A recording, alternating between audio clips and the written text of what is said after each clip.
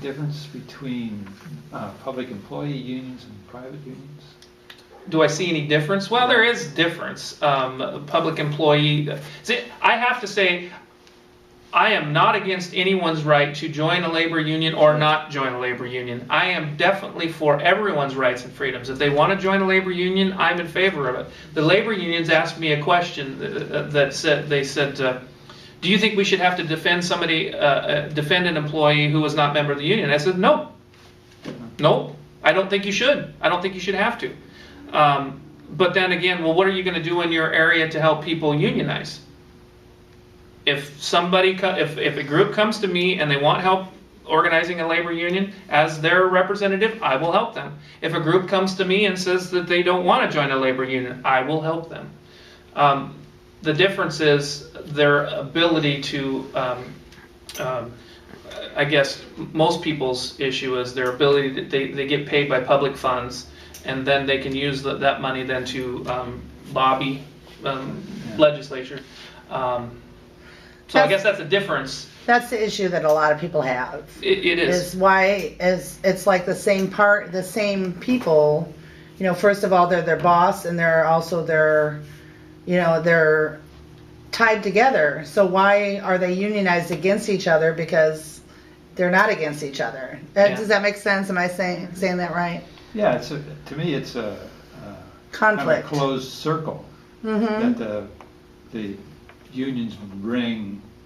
Public unions. The public unions bring all these people to vote for them, and they also bargain directly either with the legislature or with the governor, and so it's in the elected officials' interest to support the unions. Yeah, well, that's the big. And then get the money that the union, or the campaign support that unions give them from their electoral funds. I really have to say that, honestly, when I'm elected, there will be members of public labor union that I represent. There will be members of no labor unions. There will be independent business owners. I must represent all of them equally. The problem what happened is that businesses were, by legislation, bound from donating to campaigns for so many years. That legislation has now been thrown out, so we can get more business. So if we have a level playing field, so we can lobby aggressively on both sides, I think it's going to help the problem. Well, for a while I was consulting with the state, and so I worked with a lot of people, and I would say about a fourth of them wish that they didn't have to be in the union. So, and the way you talk, it sounds like you're on the side of a right to work. Yeah. Again, it's a right and freedom that I would like to protect. It's the right to join a labor union. If you want collective bargaining and you want that sort of a group affiliation, absolutely. If you do not want to have that, the state of Washington, I don't remember how many years ago, forced all state employees to join labor unions. What that did, though, is now that the biggest state employees union now has a conservative caucus. They've never had one of those before because they brought a lot of people on that were conservatives by nature, didn't want to join a labor union. Now they are forced to join a labor union, but now they're getting involved. So it helps. It helps tremendously. Interesting. I didn't know that. Yeah. How do you feel about the firefighters union? Right now I was attending the State Council of Firefighters convention. I was assigned to by my peers to go to it. I think we're misguided on some of our legislative approaches, and some of our approaches have been spot on. So it's like any group I belong to. There are some areas that I believe in and some that I don't. Are they going to endorse me? No. I have an R behind my name. They will not do that. But I am not going to run as a Democrat when that's just not my values that I aspire to. Interesting. Is that really the case? If you have an R behind your name, they will not. They won't even consider. Not necessarily. But right to work, they wouldn't like it. Well, no, they don't like the fact that I'm against card check too. But I am against card check, and that's. Let's face it, I'm a new candidate, so I'm going to all groups that want to have an endorsement hearing, and I'll I'll give it on its merits. I've told labor unions the best way to swell their ranks and get more members is to cut regulations and cut taxes on our businesses to predictable, long-term predictable levels so they can grow.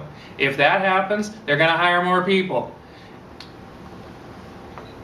Taxing them to death and taxing the citizenry to death is not going to do that. So I've reached out. I've missed the mark on getting their endorsements, but Kathy Haig didn't get their endorsements. So She didn't? She did not. Good. And I know that Derek Kilmer didn't get their endorsement this year either. No. Well, the labor unions in the state they were set back a lot in legislative with legislation in the state of Washington. They were harmed almost as much as businesses were harmed, and they were kind of, and I say almost, it might not be almost, but they were harmed as well as business. Is it harmed or just not helped as much as they would have liked? I would have to say that would be a better statement. But in their estimation, they were harmed. So they are individually giving money where they used to give it only to, say, the Democrat Organizational Committee, House Organizational Committee, the Senate Democrat Organizational Committee. They used to give it all and let them apportion it as they saw fit. Now they're not doing that. They're taking a very aggressive stance. Labor is really scared this year. At the convention, one of the major contentions, or one of the major issues that they discussed was the income tax initiative. And they wanted to support it. Mm-hmm. I spoke against it. Several people spoke against it. We narrowly did not endorse that. Really? And so it's a major labor union in the state of Washington that did not endorse the income tax initiative. Wow. Even with some, what in my estimation was propaganda given out there, they got one of the persons speaking for it said that all businesses for it, and I said, really?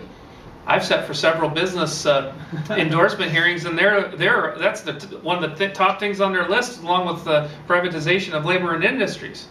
So really, businesses for this, huh? Well, I don't see that. So. They're going to keep other people out. But we did defeat that, and that was because, quite frankly, the firefighters are conservative by nature. We really are conservative. Mm-hmm. We are doing something that it is a core thing that government should do. We are taking care of the citizens. We are doing, when you have anything that go wrong, think of any bad day you could have, and you can call a firefighter, and that person will help you through that bad day. You could be having the absolute worst day in your life, loss of a loved one. We also have resources for that. When you lose a loved one, yes, we'll work on the loved one. We'll also take you aside and say, hey, can we call somebody for you? Can we get a hold of a minister? We have a chaplain if you don't have anybody. We have somebody. Here's our telephone number. That's core things that we do for people. We help people. So I really believe in my profession and what we do. And sometimes I agree with my labor union, and sometimes I don't. What do you think about the state accepting federal government stimulus funds? Well, to help balance the budget? At certain levels, the state, the Interstate Highway Act, that kind of thing, the states were promised that the federal government would pay for them and help maintain them, that sort of thing. The problem is, every time we take money from them, it comes with strings attached. You have to have a seatbelt law in the state of Washington because you took highway money. I think seatbelt law is an absolute ridiculous law. We shouldn't have to. The government has no business legislating morality. I, as a firefighter, advocate, and I'll tell you, if you wear a seatbelt and you have new modern cars with airbags, your chances of surviving a car crash have drastically gone up. But that is the individual's choice, along with helmets. Helmets also come with taking the money. Then the other thing is how you build the roads and what type of contracts and who can get the contracts. So when we take federal money, we have to be very careful, because every time we take it, it could cost us billions more than what we received. So, yeah, the other part of that was especially to balance the budget. Oh yeah, again, government has to get out of the idea they have to do something every time there's a problem. Sometimes we could just hold our breath for a little while and see what happens. I believe the stimulus and messing with the banks and saving this company and not that company and all this kind of stuff is going to prolong our economic downturn instead of help get us out of it. I'll go one step further. The state of Washington, building industry, that would be interesting to you since you're a realtor. And the building industry, we went in this horrible economic times. We went from 85% efficiency standard for the building of houses to 94%, which they're estimating $4,000, $4,000 to $20,000 that'll increase the price of a house. In the middle of these really bad economic times, why did government have to take that stand? Why didn't we wait? Why didn't we think about it for a little while?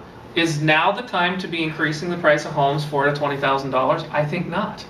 Right now's the time that we keep the prices as low as we can, building safe houses. We know how to build safe houses. We've been building fire safe houses for years. We don't build balloon frame houses any longer. We have fire blocks so that fire can't spread, that sort of thing. But we're talking about mandatory sprinklers in all residential structures. We're talking about these new efficiency standards, the new HVAC standards. They're all on this ramp everything up, make everything cost more money. They do not understand the reciprocal effect of those. So you're actually against that, because that was actually the firefighters union that Yes. put that in. Yeah, mandatory residential sprinklers in all residences. I've been long time against.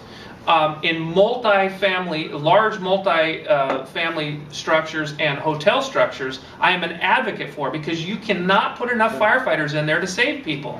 You must have the fire an ability to lower the fire spread and give us time to get in there and get the people out and help them, because on a huge hotel fire you could need 150 firefighters. Well, man, we'd have to tow in every rig in 4 counties to get anywhere close to that amount of people. So there has to be balance and smart thought behind these things. That's good. Well, I think we've probably taken up enough of your time, and poor Tim's You're not going to put all this rambling Storage. on the web, are you? If you wanted to, then why not? That's good. People can choose whether they want to watch it or not. That's Okay. one of the things. Right, right. But nobody can take, it will just be there. It's not Sure. something you can Yeah, take sure. little pockets It or. expands the personability. Right, Okay. yeah. Of the, Well, if you think it'll help, okay. No, I think it's. Oh, good. Okay, you can turn it on.